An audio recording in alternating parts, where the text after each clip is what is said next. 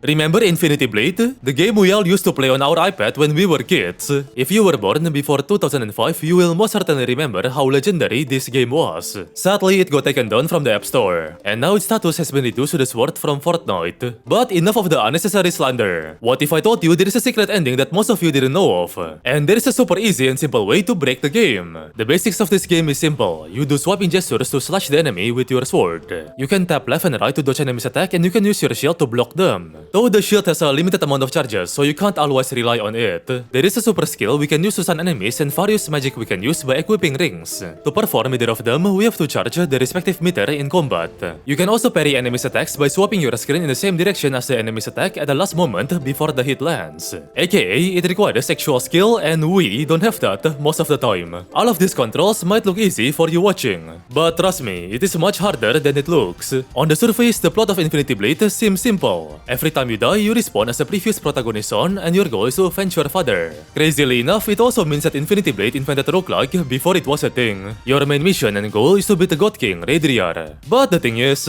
as God King himself hinted during his death scene, the ending just seems to be off and felt incomplete. It leaves you with many questions, such as, why does God King own a Samsung Galaxy S2? Well, it is because defeating him is not the true ending of the game. Yep, you've been lied during your entire childhood. Turns out, the plot isn't that simple, and it's way deeper and darker, and it all can only be revealed on the secret and true ending. To get to the true ending, we would have to buy the Infinity Blade first. The thing is, it costs an absurd amount of money. $500,000? If you play the game normally, it would take you weeks, even months of gameplay to get that amount of money. But what if I tell you, there is a secret exploit the devs purposefully implemented into the game that the players can use to farm a lot of money swiftly. All you need to do is to die to the first enemy in the game. Yup, no, I am not messing with you. Feel free to remove your expensive and high level gear and equip the low-level cheap ones to die faster. No sane or normal person would die to the first enemy in the game. This enemy was purposefully made to be easy. You would literally have to own less than 2 brain cells to die to them, so it does take a while to be defeated by them. After dying, we want to press Restart Bloodline 1. We will be brought back to the first cutscene against the God King again, and here we also want to lose to the Black Knight guarding him. This will take a while. After dying to the Black Knight, press save and restart castle. If you follow these steps correctly, you'll be brought to Bloodline -1. Yep, that's right, we are in the negatives. In the Negative Bloodline, we get access to the Dark Omega Gear, granting us extremely strong offensive and defensive power. With the Dark Omega Gear, we can easily slice and dice through the enemies, and in the Negative Bloodline, the enemies also drop more gold. But it doesn't necessarily mean that you are immortal. Some enemies are still powerful enough to kill you, especially if you don't pay attention, like me here. Fortunately, it doesn't matter if you lose against the God King or win against him. We won't get kicked out of the Negative Bloodline involuntarily, which means we can still keep farming money. You typically need to do around 3 to 4 runs in the Negative Bloodline to farm enough money to buy the Infinity Blade, which is much better compared to the hundreds of runs we typically need to do to buy it.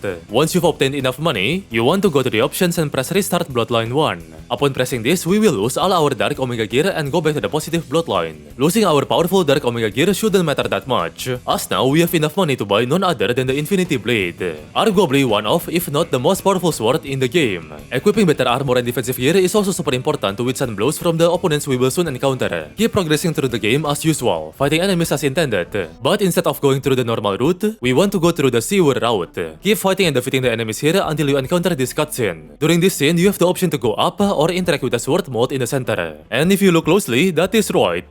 That mode is none other than the mode that fits our newly acquired Infinity Blade. By putting the Infinity Blade in the mode, an iPad will appear, and it will unlock 3 uncanny looking doors. First, I went to the middle door, and in there we encounter an Assassin's Creed looking aura farming samurai sitting in a spider nest. Not even a warning, and the guy just straight up ambushed us, while he strikes for a lot of damage. Fortunately, this middle samurai guy is squishy, so we were able to deal a huge amount of damage and swiftly take him down. This guy doing a useless backflip reminds me of that one Miles Morales meme, but even then, this samurai guy just had to aura farm even before his death, exploding himself into rays of majestic lights, blinding my eyes. Defeating him grants us a Dragur Scale Ring. The Dragur Scale Ring is extremely powerful as it grants us heal 4 and fire 4 magic.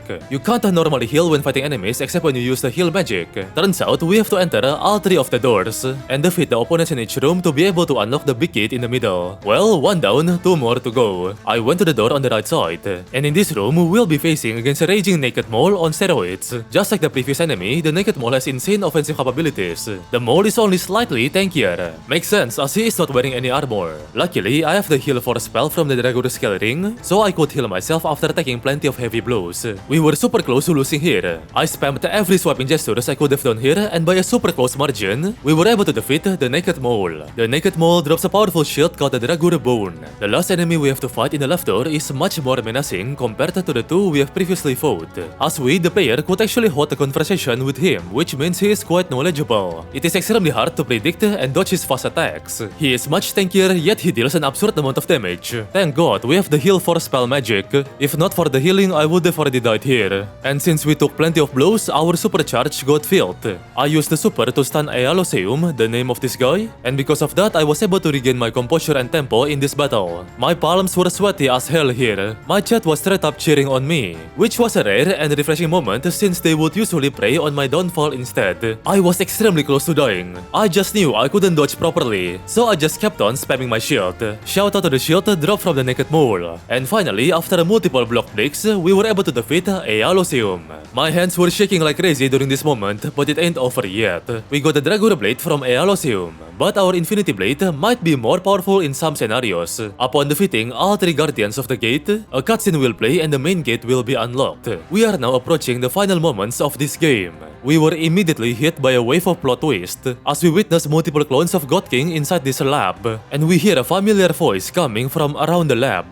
The next enemy we are up against, Zero Mech, is resistant to fire, so I switched back to my Infinity Blade. Though I saved up super and magic, I severely underestimated the damage Zero Mech was able to dish out. I fumbled and mistimed my dodge in the most embarrassing way possible, resulting in my death. I was extremely devastated, as I thought we had to fight the three Guardians all over again.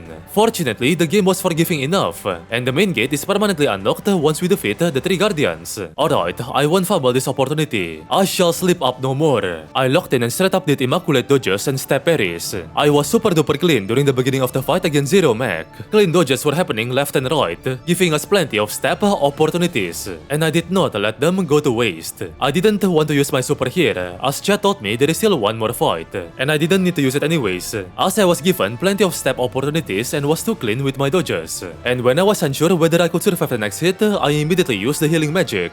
Mind you, all this fight might look easy, but the key word here is look. When you try this game on your own, it's on a whole another level of adrenaline. Not to mention, most enemies get enraged and attack much faster whenever they are low on HP. I can guarantee you, your heart will race like crazy during the intense moments of this game. Zero Mech often leaves itself in a vulnerable state whenever it's striking with its sword, giving us an opportunity to stab its armpit. And with this one final step, we have defeated Zero Mech. But it is not over yet.